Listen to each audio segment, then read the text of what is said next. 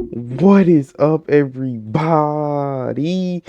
Um, back with another video, man. Turning to 051 Young Money versus 600, the Deadly War in Chiraq by Hip Hop Daily. Let's get into it. Most fans of Chicago drill know about the deadly war between O-Block and Tuckerville, but that's just one of the many beefs going on in the city that has earned it the nickname of Chiraq.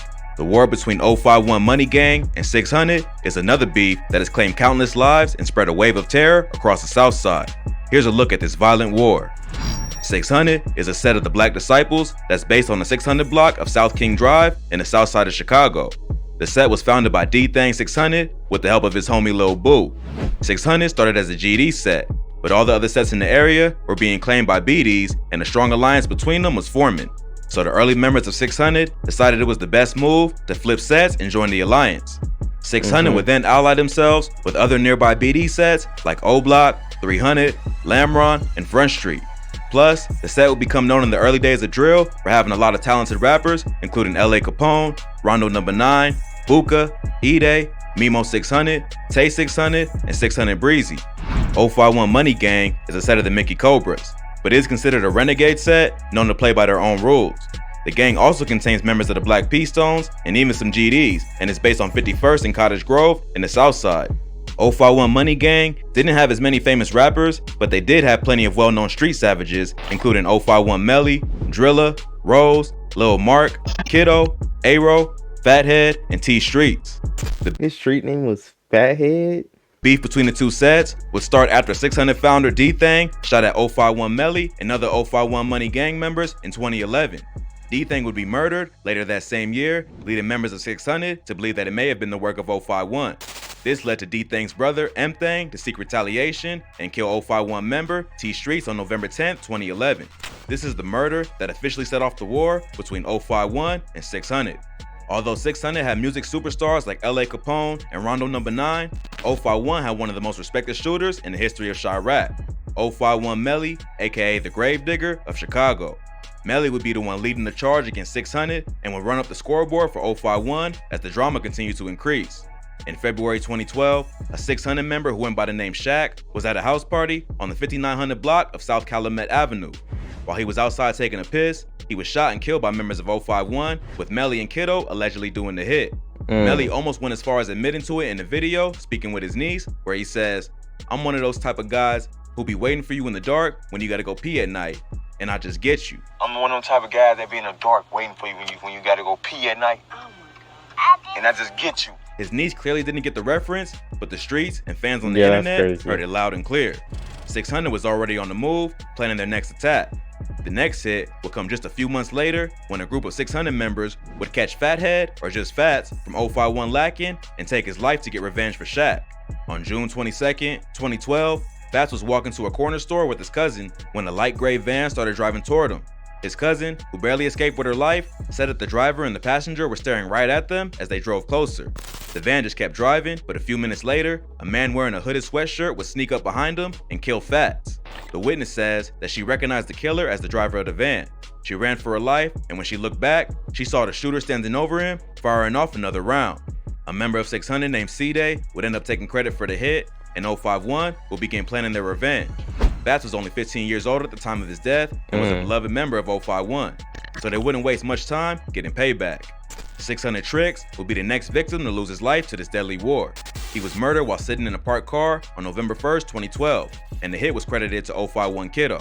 So the beef was really heating up, with bodies dropping left and right and no end in sight.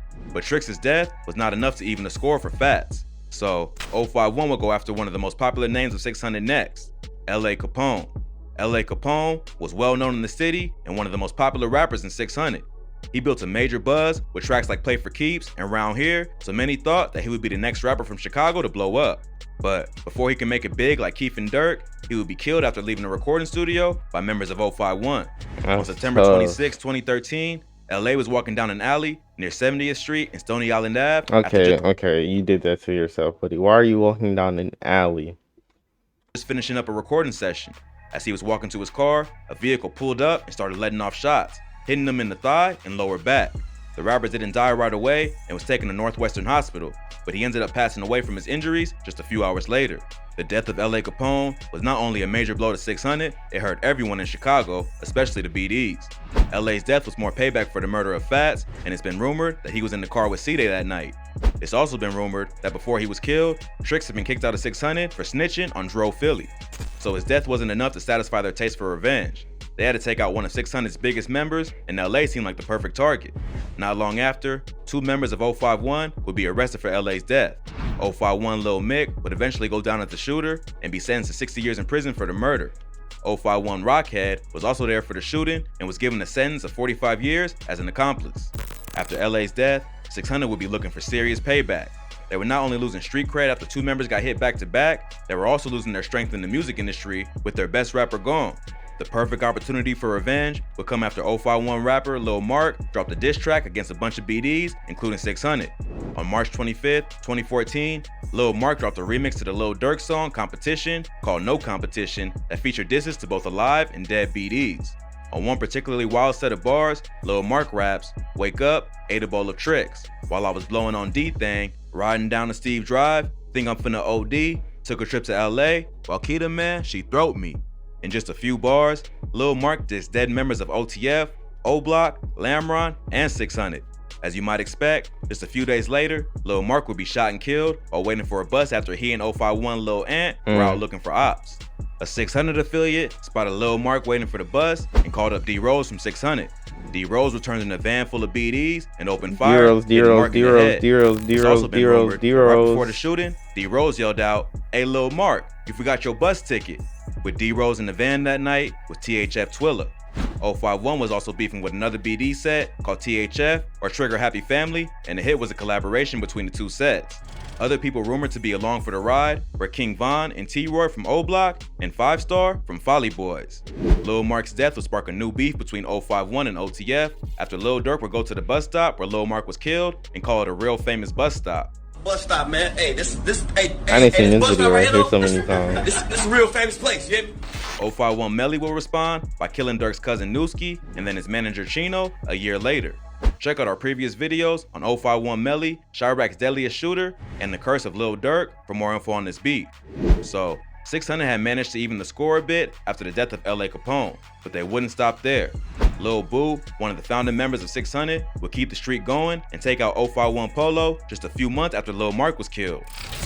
On June 30th, 2014, Polo and another victim would be shot at around the 600 block of East 50th Place. A neighbor heard the gunshots and found Polo bleeding on the street. He held his hand until ambulances arrived, but he passed away on the scene.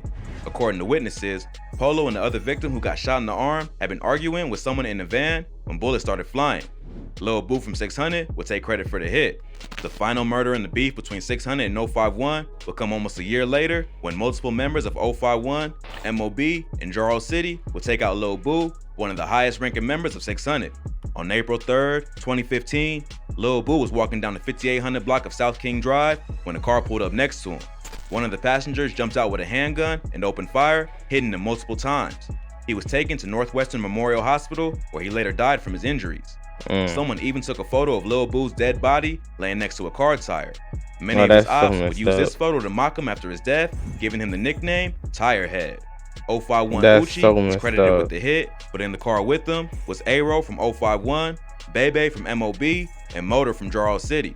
After that, the beef between 600 and 051. Bro, Hip Hop Daily, how do you know all this information, bro? Like, I don't understand. You know exactly what, like, I don't get it, bro. How do you know this information? 051 would start to die down. By that point, 051 had earned the title as one of the most hated groups in Chicago and would move on to beefing with other gangs. After the death of Lil Boo, 600 would start to unravel.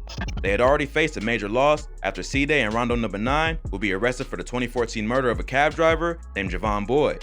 They would both be found guilty of the crime in 2016, with C-Day getting 38 years and Rondo getting 39. To make things even worse, C-Day's brother E-Day, along with 600 Breezy, accused Tay 600 of snitching on Rondo. Tay 600 was fighting a gun case at the time, and they say that he cooperated to make it go away. Tay 600 denied the rumors and was later able to prove his innocence after official court paperwork was released.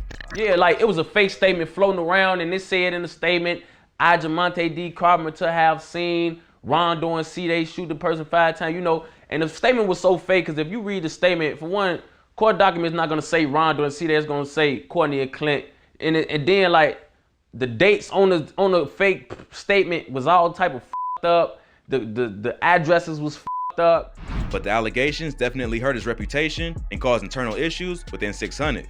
So, after Lil Boo died, it seemed like 600 lost direction and everyone from the gang just went their separate ways. 051 Melly will be murdered at a house party in 2019, but not by a member of 600. Just recently, E-Day 600 was shot and killed in Chicago after attempting to leave the streets alone and start a legal trucking business. The motive behind E-Day's death has not been revealed, but it could have been the result of old beef, possibly with 051 Money Gang. Check out our previous video on E-Day 600 shot and killed in Chicago, RIP, for more info on this case. The feud between 600 and 051 Money Gang was one of the deadliest in Chiraq history, but it ended just as quickly as it began. But that's how these beefs happen sometimes. One instance of disrespect can lead to an all-out war until everyone is either dead or in jail and no one is left on the streets to continue the battle. But both crews will go down in hip-hop history as two of the most respected gangs to ever run the streets of Chicago.